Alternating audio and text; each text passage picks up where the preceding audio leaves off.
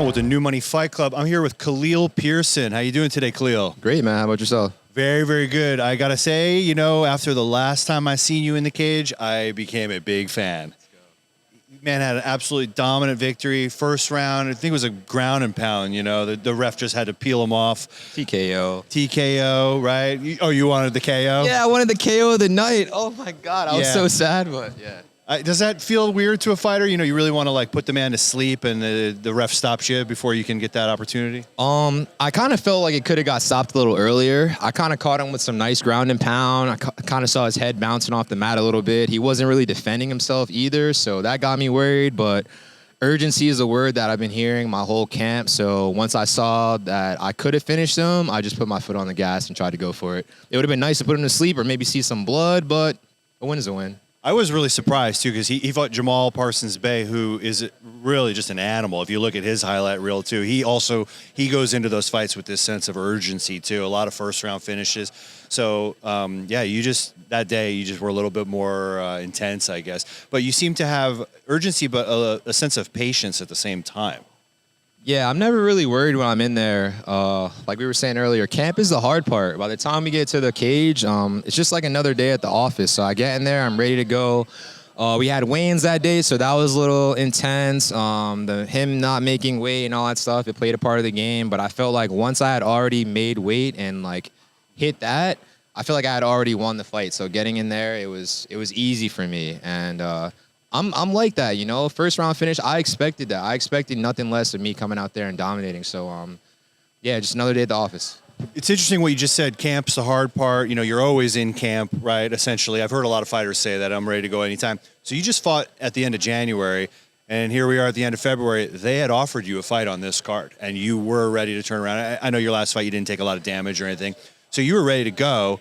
And what happened with that fight? I saw your name briefly appear on the card. I was like, yes, he's back in. What happened? Well, number one, your DM got me hype. I love that you saw that. I love that more people are trying to see me fight, which is awesome. I'm a fanboy. Don't call me out, okay? Let's fucking go. I love to see these ferocious fighters. But right after I got out of the last fight, I was already looking for another opponent. So I was in talks with Ryan. My coach was in talks with people. We were working hard. We saw some things fall out last minute with the card. So last Saturday, me and Ryan up late talking, texting. He found somebody that wanted the fight. He put it together in 15 minutes. It was looking good this week, but I wouldn't want to fight me, like especially on short notice. So I feel like the guy kind of saw some footage and he realized he bit off a little bit more than he can chew. And at first he disappeared for a few days, I heard, but once we got word, he dropped out. But everything for a reason, though, you know. I did just break my finger, so I was rushing in training. No, I broke it the night of the fight. I broke it the night of the fight last time. Oh yeah, that's right. That's right. Yeah, so you know, it'd be better for me to heal up and be 100% when I step in there. You know.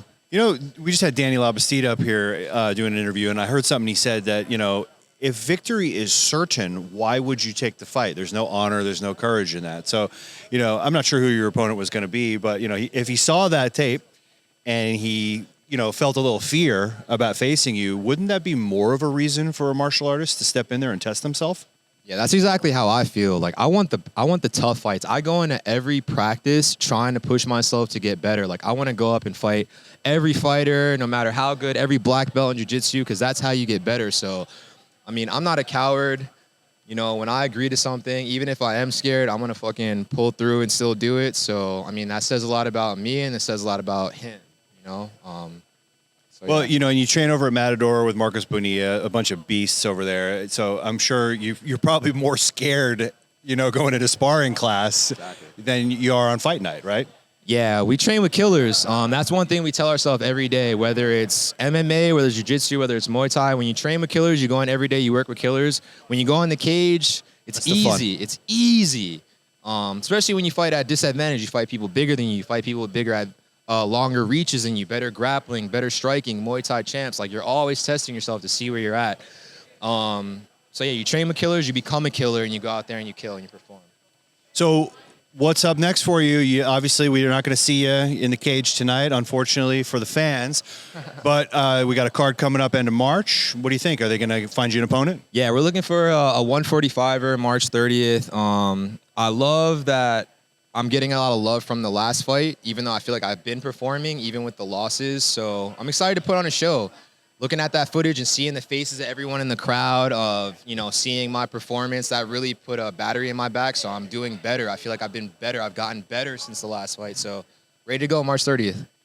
And later this year, are you going to stay in the Rising Stars division as long as you can and go for a belt, or are you trying to go pro? What's your goal for the rest of the year? I want to keep fighting the best fighters. I want to continue to get better. So when I'm a pro, I'm battle tested. I'm ready to go.